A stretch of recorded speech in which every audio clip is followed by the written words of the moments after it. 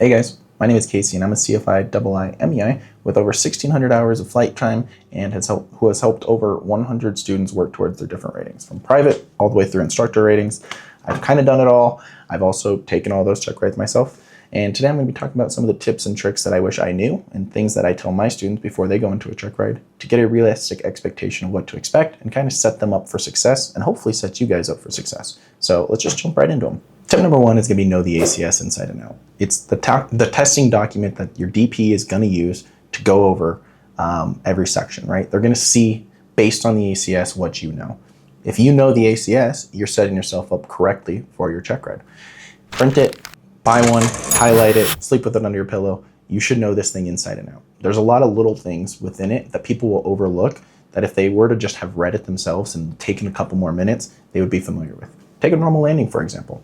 Within the ACS on a private check ride, it says you have to hit your spot within 400 feet. Did you know that? If you did, awesome.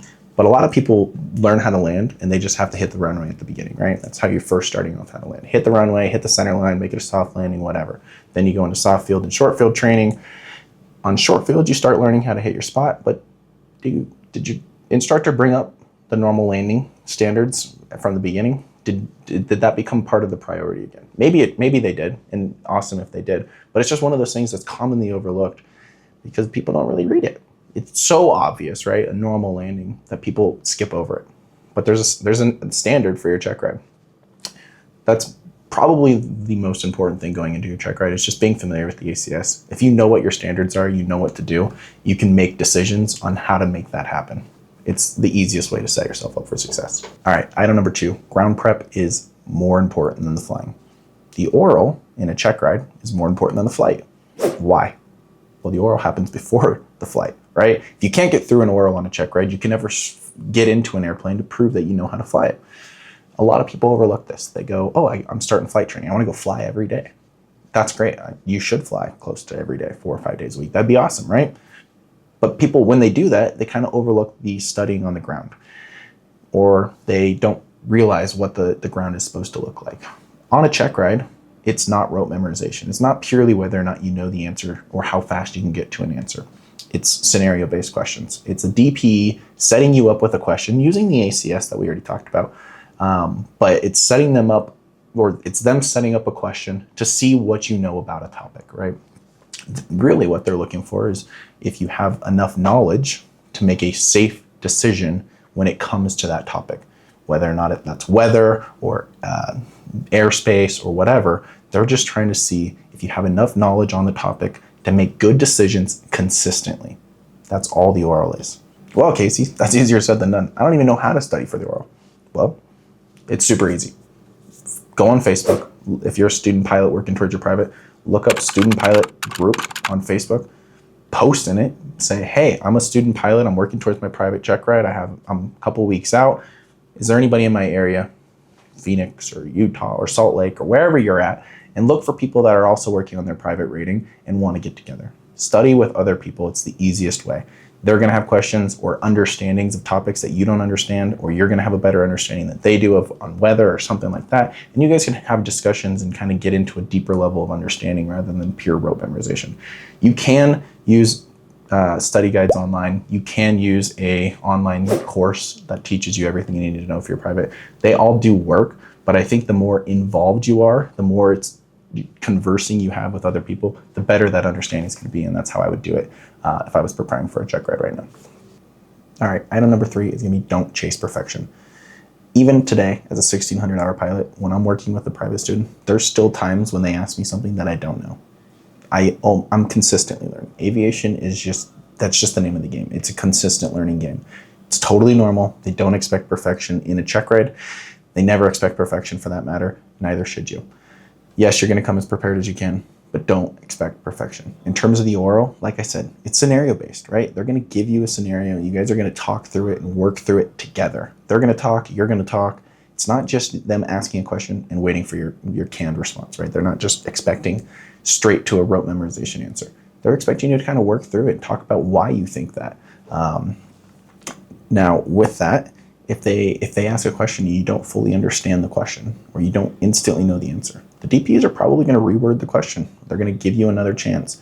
They're going to lead you to an answer and kind of hint at it and see if they kind of prompt it, if you know where they're going with it. You got to remember, they're not perfect either. They might ask a question that doesn't make any sense. It's totally normal. Like, it's okay. Don't stress yourself out thinking that you got to be absolutely perfect in it, because you don't. You need to have good knowledge, but it's mostly just a discussion about aviation, just to kind of see where you're at and make sure you're safe. The same thing goes for the aviation, or the flying portion of it, right? When you actually get into the airplane, the first thing they're looking for is whether or not you're a safe pilot. Are you making, or are you checking your checklist? Are you looking outside? Are you doing your clearing turns? If you're in the middle of a steep turn or slow flight or anything else, are you looking outside for birds or for other traffic or anything like that? Are you paying attention to your chart or your sectional, seeing if there's a wildlife refugee that you're about to do ground reference over the top of? These are all things that they're paying attention to, right? They want to see that you're a safe pilot. They also want to see that you're situationally aware about what's going on with your aircraft. If you are in slow flight and you're starting to sink, mention it, talk about it, talk about what you're doing to fix it. Yes, there's standards, and like steep turn, yeah, you got to be at 45 degrees of bank, and if you get with like more than 5 degrees out of that, you fail your check ride. Not really. If you're in a 45 degree bank and you get a big gust of wind, guess what? You might go to 52, 53 degrees of bank. You might go to 35. If you instantly recognize it and you start putting in the things to fix it, the DP is more than likely not going to fail you. So don't like count yourself out in a check ride. Keep working towards it. Keep fighting for it. Mention what you're doing. Keep putting in things to fix whatever is going wrong, with the focus of, first things first, I'm being safe. If there's traffic, I'm not doing it. I'm not going to do a steep turn if there's traffic right in front of me, right? I'm going to wait till they pass. I'm going to go behind them, or whatever I need to do to get out of the way. That's all the DP is looking for. Don't overthink it. Just remember, if you know how to fly the airplane first. Just because it's a check ride doesn't mean everything needs to be perfect and you need to do it exactly when they tell you to. Set yourself up, take your time, and breathe a little bit. It's just like every other flight. Item number 4 is going to be mock check rides are super, super, super important for preparing you for a check ride for a couple of reasons. First and foremost, they're going to determine whether or not you know what you're doing, right? They're going to tell you whether or not you know enough. There should never be enough. You should always be striving to know more, but they're going to show you realistically if you can get to the answers that you need to. If you're sitting down with your CFI and he's asking you scenario-based questions, you should be able to get to the answers if you're getting close to ready for a check ride. If you're not, then you know you need to continue studying, right? It gives you a kind of basis on whether or not you're ready. If you do it properly, you'll also do a mock with somebody else, or maybe multiple mocks with multiple other people, multiple different instructors or whatever. The more people that you do a mock with, the more objectivity you're going to get, the more different perspectives you're going to get, different questions. All of those are going to go to giving you a better understanding of where you're at. They're also going to familiarize you more with the information that's potentially going to get asked on a check ride. They are probably the most important thing in terms of getting ready for a check ride for the oral. They help a lot. I would highly suggest you do a couple of them with your instructor and a couple of them with different instructors that you meet. The other side of that is they're going to give you a realistic expectation of what it's like in a check ride, right? We talk about the nerves of a check ride. And the reason that you're probably watching this is because you're nervous for your first check ride or one of your check rides, right? Well, how can you get rid of those nerves? Give yourself a realistic expectation of what it's like. And then when you do so, you're going to realize it's actually not as scary as you think it is. Because they're scenario based and you're going to have a conversation with your DPE, they're way less stressful than people make them out to be. If you haven't done a mock yet and you just want an understanding or an idea of what they're like, look up a mock check ride on YouTube. You can watch other people do it, and then you don't even have to feel the pressure of whether or not you're ready to do one yourself. You can watch somebody else, and you can get a realistic expectation of what a mock is like. A mock check ride is realistic in terms of how they're kind of conducted to a real check ride. It's two people sitting down having conversations. And if you haven't done one yet, do one or watch one. Get it kind of a feel for what a check ride is like, because they're significantly less stressful than people make them out to be. And that's going to go into our next point. All right, my last tip today is going to be don't stress yourself out. You've been preparing for this for weeks. You've been preparing for this for months. I don't know how long, but you've been preparing for this for a significant portion of time. You've put a lot of time and effort and money and flight hours and studying hours into preparing for this check ride. You are ready, right? Or you should be ready. The whole point of a check ride is to prove that you know what you're doing. So if you're not ready for it, you shouldn't be there, right? So set yourself up for success. Study a lot beforehand. Fly a lot. And by the time that your CFI has endorsed you, they think you're ready.